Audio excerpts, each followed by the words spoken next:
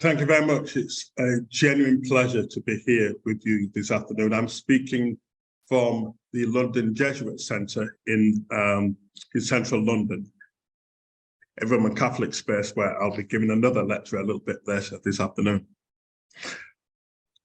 I want to begin with the words of Frantz Fanon. Fanon was one of the early progenitors of what we now would see as a post-colonial or a decolonial movement, writing out of Francophone North Africa. And Fanon says this, he says, it's the white man who created the Negro, but it's the Negro who created negritude. The white man who created the Negro, but it's the Negro who created negritude. And really what Fanon was saying in there, which is what I want to explore in the next few minutes, are these two dimensions that underpin Afrophobia, or what are in more popular terms, anti-blackness or anti-black racism.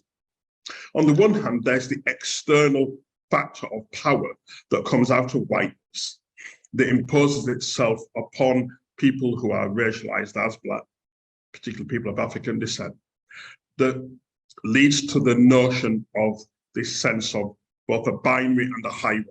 The binary in terms of white being good and all things represented by white being of God and seen as being holy and perfect. And then black being therefore the opposite of that and being benighted and being evil and of the devil and something clear to be avoided. The second dimension, which I'll get to hopefully in a moment, is the internalization of that. So the way in which people themselves who have been racialized as black have taken on the tropes and ideas and the negative associations of that. So long after white people have been openly projecting a notion of white supremacy, I mean they still are, but long after that has been used as an obvious trope, particularly in former post-colonial countries, we still see the internalization of those marked effects of Afrophobia or anti-blackness. Therefore, dealing with the external aspects of that, the fundamental aspects of Black liberation theology has always been a theology of blackness. It seeks to rehabilitate the way in which we think about what we mean by the notion of blackness, and particularly its relationship to the divine. So the first great work, I would say, Black theology, is actually by James Cone in 1969, Black Theology and Black Power. And what Cone does in that book and all his subsequent later books is to say that divine revelation comes through the prism of this phenomena that we've been taught to hate and been taught to despise. It comes through the nature of blackness. And unless and until white people can deal with blackness as a level of a gift from God, then they themselves will never be saved. They will never be who they were created to be, and they will never be rehabilitated as sentient beings who are not themselves as deformed and as warped to the concept of race as they have projected onto black people.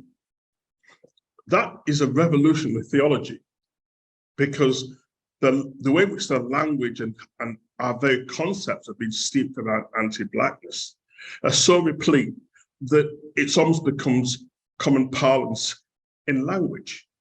I still remember the moment I grew up and in a context of very, very evangelical Christianity, and then had a Sunday school teacher making this differentiation between white witches and black witches, which made no sense to me because I always thought that witches were just not good things. But apparently, if you were a white witch, that made you much better, and your so-called deviant magic was more sympathetic to the Christian cause than if you were a black witch, at which point then you were just completely beyond the pale, which made no sense whatsoever when I was a kid. Still makes no sense.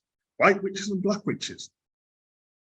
Such as the deformed way in which notions of whiteness and white supremacy have bedeviled our thinking and our ways of being human.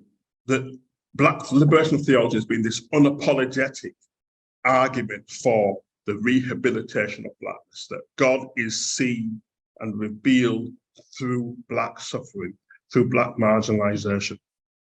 That certainly for me at a personal level has been the revelation of my life, because I am told by my mother, not that I remember this thankfully, but there was a moment when I came home from school, aged 5 years old, first time I'd been away in the company of white people, and asked my mother if I could climb into the washing machine. And if after a cycle of being washed, I would come out white. And my mom just looked at me and said, "Where do you learn that?" And I said, "But I learned that from school. I learned that from my school teachers. I learned that from all the white children I was playing with." Up to that point, I thought I was perfectly normal. I was brought up in a Black family, and we loved each other, and we loved who we were. But suddenly now, after only a couple of days at school, I want to climb into a washing machine and become white.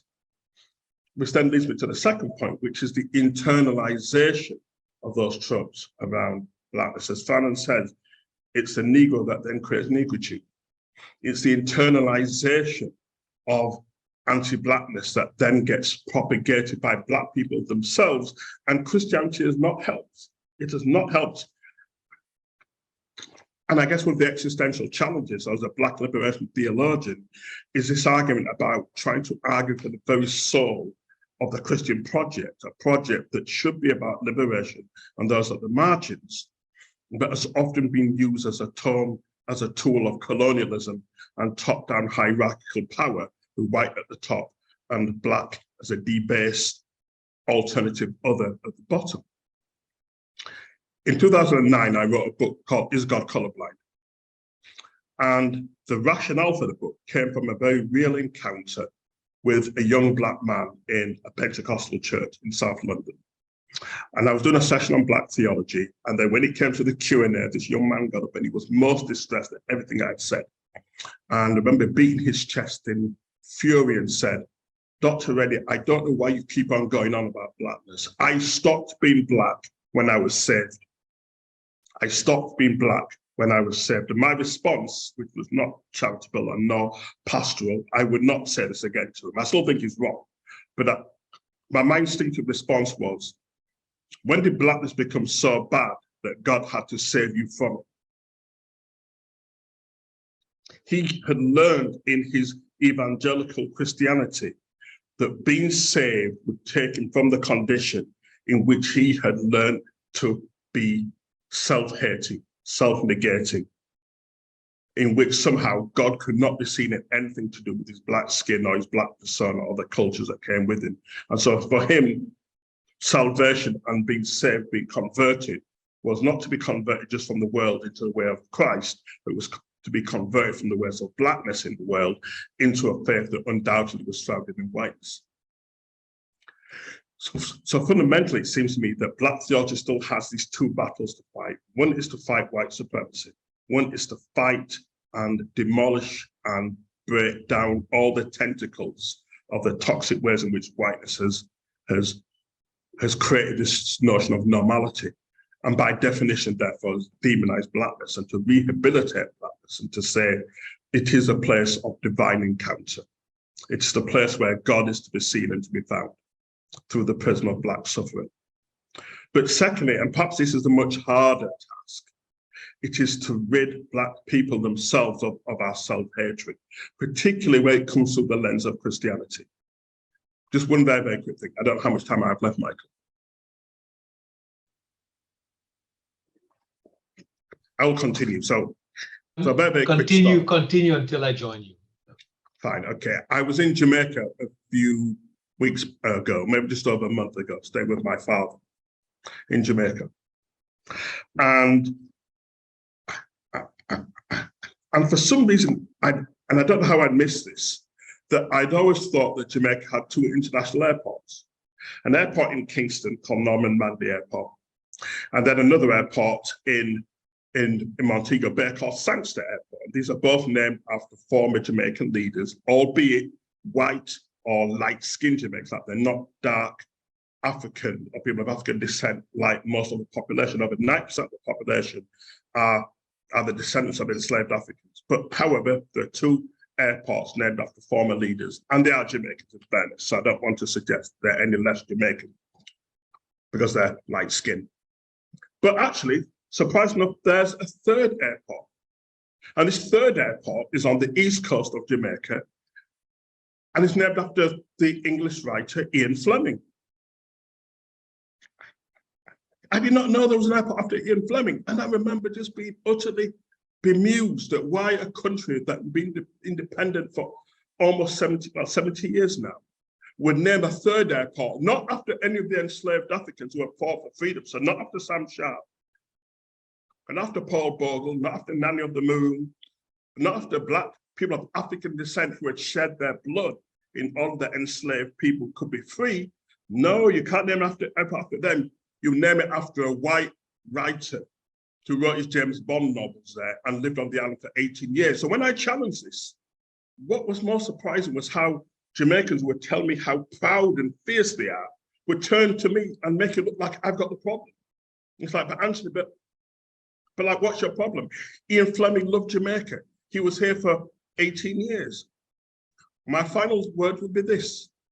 I'm still waiting for the moment when Britain might name any of its great monuments or any of its airports after some Black person who just came to live in the island for maybe 10, 15 years and wrote some novels. When that happens, then we know that Afrophobia is gone. But it hasn't gone yet in a nation that still reveres whiteness, despite being independent for almost over 70 years now. Thank you. Great. Thank you very much for the invitation, and thank you very much, Anthony, for your presentation and your paper. And yes, it is true. I mean, there's so much sort of depth in what you've been able to say in 10 minutes. So I think I'm just going to pick out things that stood out for me, or the theme that I'm hearing through your presentation. And the first one that struck me, well, actually, I think it's the major one, which I'll concentrate on because it's only 5 minutes, is around identity. But it's identity through self-determination and self-definition. Through your paper, I think one of the things that moved me about the kind of reframing or understanding of Blackness is that it's defined through Black suffering, and that God is present through that. And so I am actually reading a book, and as you were talking, and it's not a book that comes from the Pacific, it's a book that comes from Australia through an Aboriginal woman, and it's a book called, I don't know if you can see it, it's called Anna Ditch. I hope I'm not mispronouncing it, but as our theme is around releasing and around finding creative strategies of liberating both ourselves or the Blackness or those of color or wherever we're located, as well as those who have privilege and those who are in the bracket of whiteness. This book actually, for me, was a kind of a different way of actually approaching the subject. Now, she is an Aboriginal woman, but what she does in this book, and it's a very short book of only 73 pages, but in this book, she tells the story. She actually does that thing about redefining and also self-determining, but she does that through the lens of her Aboriginal culture. And it's kind of like a contrapunctual reading of personal story, of Aboriginal culture, her particular culture, and the Christian story. And it's unapologetic. And in it, you travel with her, but you also travel through the Christian story as well.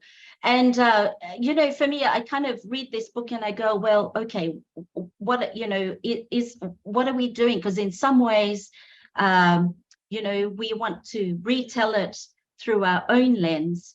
And sometimes it's not really about engaging with the traditional Christian story and the traditional Christian doctrines. But she does it in such a way that is respectful, but yet at the same way challenging. And I just wondered if this kind of reading of personal story, and for her also Indigenous wisdom, and the Christian story is maybe a way not only of liberating us or her people, but also of liberating the perpetrators as well. So that is, you know, sort of a kind of perhaps a way or a methodology. The other second point that I wanted to make is this strong sense of, you mentioned the word self-hatred, Anthony, about that part of the task is also about enabling Black people themselves to actually liberate themselves from self-hatred. And so my word that came with that was around self-love and self-acceptance. And I think that this is a journey that it's not only particular to Black people, but to my people as well. This journey of learning to embrace, you know, who we are as people, whether it be our brownness or our Blackness, or even also our whiteness.